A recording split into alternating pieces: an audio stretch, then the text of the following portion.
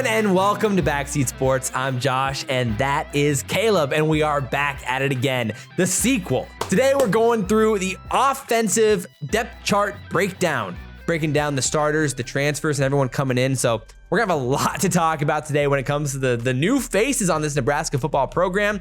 Not just the coaching, but the players as well. There's a lot to sift through on the offensive side, so we're gonna have a lot to talk about. So without further ado, Caleb, how you doing? And I'm doing great. Summertime, getting some golf in. It's been a great time. And NBA finals have been exciting. 100%.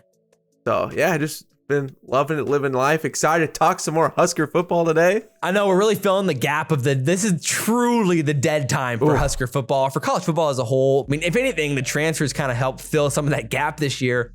And now we're kind of lulling off of that with the summer arrivals on campus. If you haven't seen our defensive breakdown of the projected depth chart, you can go check that out. We just posted that a little bit ago, obviously. It has been a minute. We're kind of rocking the Avatar sequel time frame for the second video here. But nonetheless, we are rocking and rolling. So obviously a whole bunch of new additions this year to the roster. And so we'll be going spot by spot here. This is the template we're rocking with, just the normal offensive depth chart look here. I think we start off where the offense is truly built, and probably the biggest question mark for this offense heading into the fall, which is the offensive line. Let's start with the left tackle here and kind of work our way across. Yeah, I mean, our left tackle is probably one of the more exciting places to start, as Teddy Prohaska, while he got injured last season, was exciting when he came in and was a giant improvement. Another season of him watching film, and he plugged him right away, and he was a very viable player, a good starter for us in comparison to what else we had on the field. I'm excited for him this next year. I'm with you with Prohaska. I mean, he'll definitely be the starter at left tackle, and there's not much debate there. Yeah. Exactly. I mean, last year we saw immediate improvement with the offensive line performance when he replaced Ben Hart, and Ben Hart replaced Corcoran at right tackle. And we moved that around a little bit whenever that happened with the injuries at the offensive line. And obviously Prohaska then got hurt, and the improvement we saw got reversed as Ben Hart came back. It was just a tragic mess. And he has said that he's feeling better already. Just recently he said he's about 80% ready, and he'll definitely be ready by the fall. So hopefully he can hop right back in and maybe even be better than he was last year. And then, our left tackle spot will be in a pretty good spot. And that's what we desperately need. We need it. Speaking of some of the new guys up front at left guard, I mean, Norden Newley came in last year again, right, with Prohaska, and stepped in and looked great. And then unfortunately, of course, as well, he got hurt. And just again, the two guys that was tough for both of them. The two guys we plugged in and looked great, then right back to square one last year, which was a lot of the problems. But Newley, I mean, if he can stay out there on the field this year, it's going to be exciting. And so with Prohaska and Newley on that left side, hopefully that'll help protect, whoever our starting quarterback is, which we'll talk about here in a second. I don't know. Whoever it'll be, hopefully protect his backside a little bit. I mean, heading into the year, those are the two guys who I definitely have circled, and I'm looking forward to seeing how they perform season long. A little bit more playing experience as they do, and more comfortable in the system. I see those two as the really big keys for the offensive line this season. Yeah, no doubt about it. I mean, you could argue that the center here could be the biggest key, because he might be the biggest question mark at this point now on the offensive line, which is projecting to be Trent Hickson as the starting center. The one good thing is when he did come in and fill in for Cam Jurgens these past couple years, it hasn't been bad. And it's like it's been serviceable. Yeah. And he's semi-athletic. I mean, it's not as definitely not Cam Jurgens. Yeah. Yeah, but at the same way, I think Cam Jurgens still, while he was an athletic specimen, I still think there was jumps he could and will have to make for the NFL for sure. But I think Trent Hickson, can make some of those jumps to, maybe be a really good center, help, pull guys, help be a leader in that system, and maybe can bring something different to the table from Cam Jurgens. Obviously, besides, Cam Jurgens had jump off the page athleticism, but maybe Trent Hickson can, shore up that offensive line. He's going into his 5th year. So, I mean, it's not like he's been around the block, so. Yeah, he has veteran leadership. Exactly. And a lot of the guys now, I mean, obviously on paper, they're listed as like, juniors or sophomores, but like with the COVID year in there, a lot of these guys are well experienced and have playing time.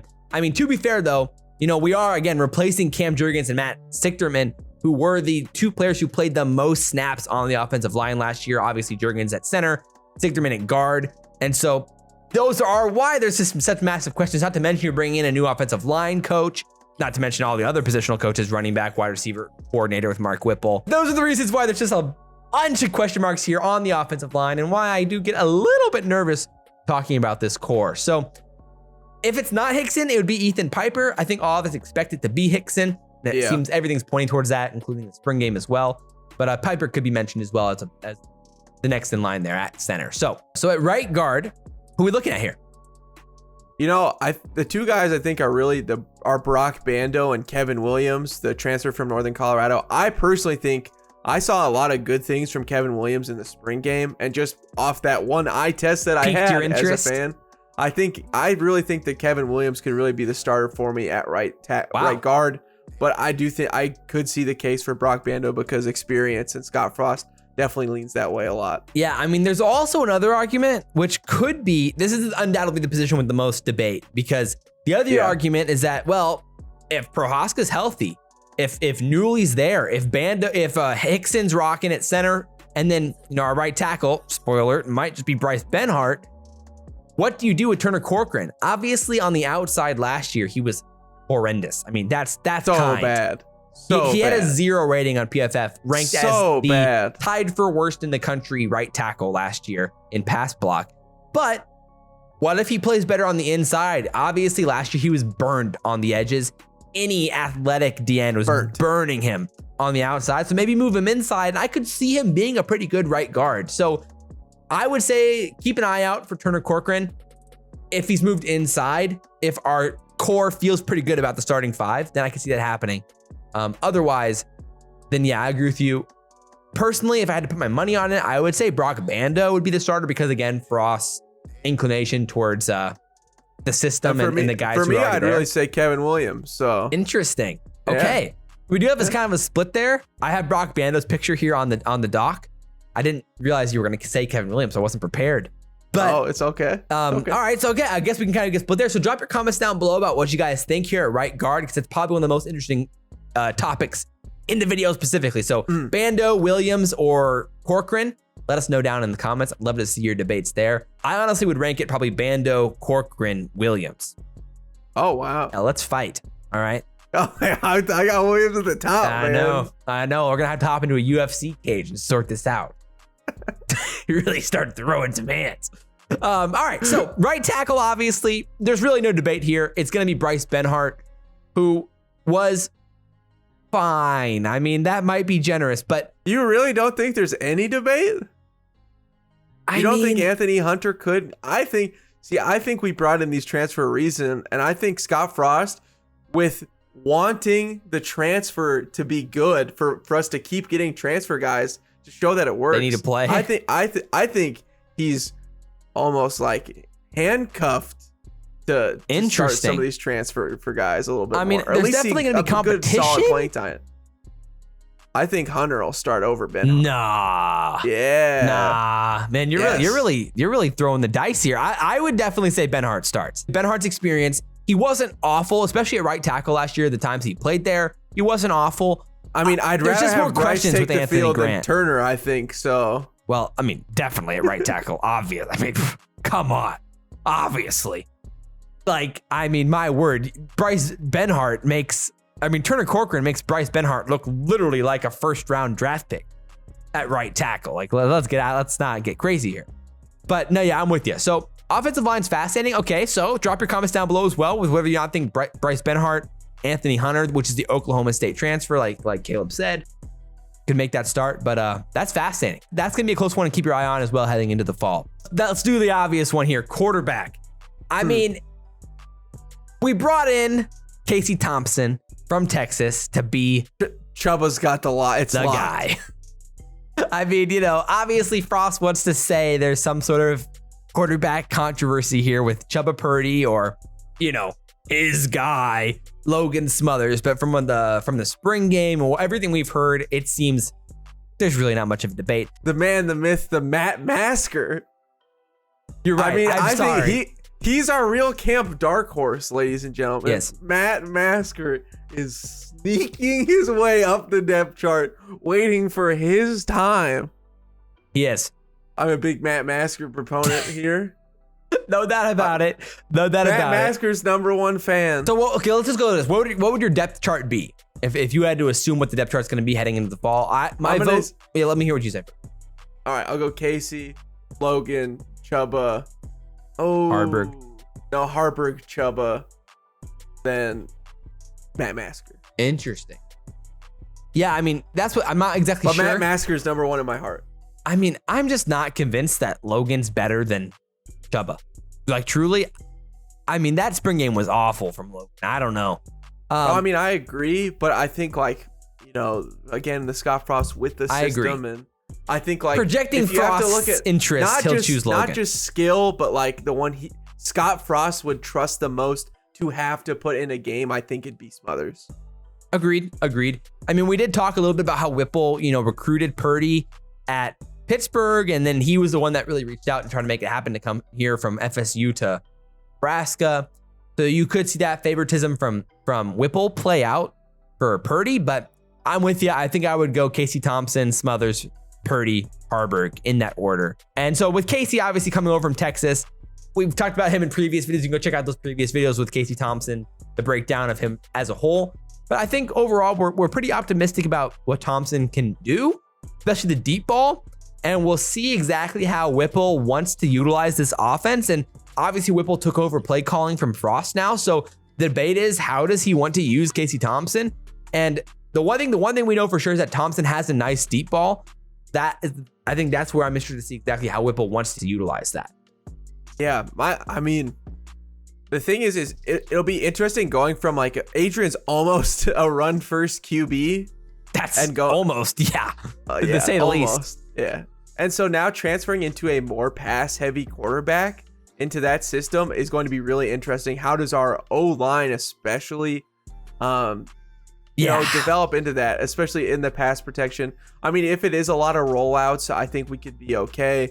But I mean, that is fascinating though, is that with the transition with Whipple, I mean, obviously with Kenny Pickett at Pittsburgh, I mean, that's what they wanted to do, but he was mobile, but he was obviously a pass first quarterback. Yeah. But he was very mobile. So it'll be interesting to see exactly how Whipple wants to utilize Thompson in that way. And maybe that makes it a simpler transition with Whipple bringing in a more, pass friendly quarterback with Casey Thompson. Maybe makes it even more logical for that transition for him to take over play calling. So that is something to keep your eye on as well. So the most probably interesting position to talk about is probably the running backs, with so many different names in the hat here that we could play with. I mean, the names that we can work with here are Ramir Johnson, Jack Yant, Anthony Grant, the transfer, Gabe Irvin, Marquise Stepp, and then you even got the freshman, AJ Allen, Emmett Johnson. There's a lot of names here in the hat. So how do you see that sifting out as we get closer to the fall? New running backs coach, that'll be a factor. I think Jack Yant is the most exciting of the names, just because. Well, off the flashes we saw last year, especially in the Northwestern game. Yeah, you think of those big runs that he had. He is big bodied. You've heard, the whispers around camp are that he's gotten bigger, stronger, leaner, faster. And again, he feels like he's just built most for a Big Ten bruising type of running back. And then Anthony Grant too is really exciting. As a JUCO, man, he is really interesting. As coming from the New Mexico Military Institute, and we saw him in the spring game. Yeah, he flashed in the spring game, and so I actually lean the Anthony Grant side with Yant as kind of the 1-2 punch, like with probably pretty evenly split snaps. I could see it being like almost 50-50, like split, or not 50-50 as a whole, because you'll definitely see Ramir Johnson, Gabe Irvin in there, Marquise Stepp probably even as well. But when it comes to workload, I could see Grant and Yant having a very similar workload. Ooh, Grant and Yant, it kind of rhymes. I like it. I'm liking it Grant more. And Yant, Grant and Yant. The Grant. We're gonna have to come up with some sort of nickname there, like Ant-Man? That working. The Ant-Man. Oh yeah. Oh, okay. Yeah. We're working live here. Yeah, I can see something like that working. The Ant Farm. Okay. Slowly, but drop your ideas down below for Grant and Yant nickname combos. What is it? Ants can carry like 1,000 times their weight or something like that. Yeah, sure. Yeah. Fun facts. How big of a workload can Yant maintain? And is he ever going to be more than just that third and short back? I really expect him to take the jump. And the thing is, we didn't even bring him in for the third and short. That's true. Last year. We did, but not as often as you would have thought. Yeah. Yeah, I personally think it would be that's because Adrian Martinez is our third down back. I mean, third and two. Right. What are we running? QB draw, obviously. I mean, 100%. We're gonna have 5 wideouts. I promise we're gonna pass. We're gonna throw a slant here, guys. Trust me. Get your linebackers out there. Yeah. Spread them out. Mm-hmm. You might need to drop a safety back. Yeah, don't stack the box. It's third and 2. We're definitely throwing. We love the Huskers, guys. Don't worry. No, but yeah, it's fascinating. I'm with you there for sure that like Rahmir, I mean, more than likely he's going to end up as more of that third down back. But I mean, like, I don't think we can just ignore how well he played while healthy as the basically 3 down back for us in that stretch when everyone else was hurt. Yeah, super serviceable. I mean, you think about the touchdown for the Michigan game and MSU. Like he had some good moments in those games. So, I mean, I feel very good about the Grant, Yant, Rahmir, and then even, you got Irving in the wings there. Who knows? The injury Maybe if he's healthy. I mean, he was more of a held kind of guy. Yeah, the injury was scary, though, and I'm not convinced that he comes back the same player from an injury that severe. Or even ready, but by the time that's also true. He's probably still rehabbing. There were some reports that he was doing well and on a good timetable, so I guess we'll see. But that the positive news is just usually blowing smoke. Oh, yeah, I mean, trust me. Obviously, we hope that he's doing well. It's NFL OTA season right now. We know about hype pieces. My goodness. It's the best player we've ever seen. I've never seen a player make a catch ever in a practice. Oh, my word. It's unbelievable. Yeah. Every catch is Odell Beckham. This guy's Odell Beckham for sure. Yeah, 100%. So, okay. So who do you think, let's say day one, comes out as a starter, and do you think that changes over time? I mean, I think Jack Yant gets the crowd hype if he was named the starter. And you could see Rahmir coming out as the starter just because of the solid he had. But I think those three. That's why Yant didn't play last year, even when he was healthy, was because Frost didn't trust him. Yeah, well, I mean, there was the classic. He ran the wrong way. The goal line, 3rd and 1. Yeah. I'll lean that Anthony Grant comes out as a starter day one, but I think it's gonna be pretty close. I have both their pictures here. If it was Grant or Yant, I would be more excited than Rahmir. Agreed. I think both of them probably have more upside in the long term. Yeah. 100%. Although, who knows? Maybe Rahmir takes another step up. So yeah, never know. 100%. You never know. Let's just do tight end real quick because it's pretty straightforward. I mean, Travis Vokolek's going to get the main workload here at tight end, and that is no surprise. I mean, behind him, it's just a bunch of young guys. Like you got, Chris Hickman, Chancellor Brewington, who had some moments. I mean, Fadone just can't stay healthy. Oh, my word. And so it's just kind of this list of a bunch of young guys. And so, I mean, Vokolek's going to be the main man this year, featured as the tight end, and he should have a lot of playing time. Yeah, it's really too bad that Fadone got hurt yet again. So I know. It stinks. You're really excited. So it's a big bummer. Not much to say there. I mean, we love Vokolek. I think we're excited to see what he can do here with another year under his belt. So at wide receiver, a little bit of conversation here, but kind of the probably 4 or 5 names that everyone assumes are going to be there. And we also have the newest addition to this offense that we can talk about here as well. So let's start off here with some of the other guys who came in this offseason. I mean, everyone assumes Trey Palmer, coming from LSU as a transfer, with Mickey Joseph now as a receiving coach, is going to be potentially the wide receiver number 1, or at least featured with Omar Manning there as a 1-2 combo, likely both seeing the field a lot. I mean, again, Omar looked so good down some of those stretches. I mean, I still think he can be a really phenomenal player, and there's still a jump. Molds him a little bit. I still think that there's another jump that he can take, and obviously Trey Palmer is exciting. The X factor that's kind of came in is Marcus Washington and where he fits in. Obviously a Texas transfer. The newest addition. because of Casey Thompson, it's really going to be a big thing. He had 434 snaps last year, and he had an okay rating of 58.8. Yeah. Nothing exciting, but he'll probably see playing time again just because of the trust of him from Casey Thompson. And then with Omar, Isaiah Garcia Castaneda, the New Mexico State transfer who looked good. He's probably got to see the field. His film was nice. Too. Yeah. And then I think Alante Brown is still, I think, my guy who's going to start for the slot for me. I mean, again, he's shown such talent every single season. On those few times that he does get the ball, he does get on the field. I mean, he's brilliant in the open space, has a ton of shiftiness, and I think, again, is a really exciting, flashy player who get us those extra yards, that great yak after the catch. Yeah, 100%. So. I mean, it's going to be interesting. I want to kind of go back to Marcus Washington for a second, because I do think, like you said, there could be a little bit more sneaky role there than we think early on, depending on, again, his relationship with Casey Thompson. Like you said, 2021 was his biggest market share there of snaps. He had, like you said, 434. And then 2020, he had 84. 2019, he had 117. In the looks we've seen of him, it's a mixed bag, but he had a lot of big time plays, and with Casey Thompson finding him downfield. So we'll see how that ends up playing out. I think we could see a little bit more of him than people might assume we will, depending on what type of formations we want to run with this offense, especially if we're pretty heavily pass first. So with Alante, I'm right with you as well. I mean, it's a debate between him and Oliver Martin, the classic debate of will Oliver Martin start at the beginning of the season and then not barely play the rest of the year, just like all the other years. But I think Oliver Martin's on lock for the punt returns, which isn't really a return; it's just a fair catch. Very fair. Very fair. I mean, we did see Alante Brown do some of that last year as well. So probably they're going to be basically playing similar roles. I think week 1, Oliver Martin could start. But by week 2 or 3 or 4, as we're getting into the year. I trust Mickey Joseph to make the right decision, which I think is Alante Brown.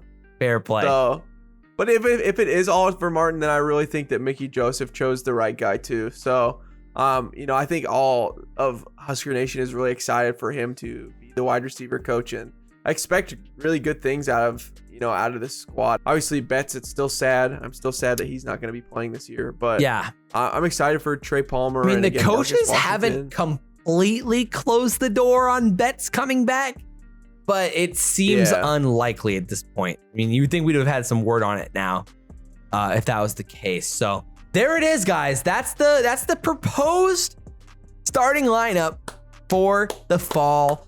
Obviously, we want to hear your thoughts, especially when it comes like right guard, right tackle, and then the running back situation, and where you think, receivers. Yeah, I mean, even then with Alante Brown, Oliver Martin, and where some of the new guys can fit into this equation here with like specifically Marcus Washington and how his connection with Casey Thompson could potentially play out, and your thoughts on what Mark Whipple's offense could look like with this group of talent. So obviously, we appreciate you guys for watching. If you guys enjoyed it, drop your comments down below. We love to see them. And obviously, a like on the video, hit the notification bell so you never miss an upload. We always appreciate that. But as always, I'm Josh. That's Caleb. This has been Backseat Sports, and we will see you next time. Go Big Red. Go Big Red.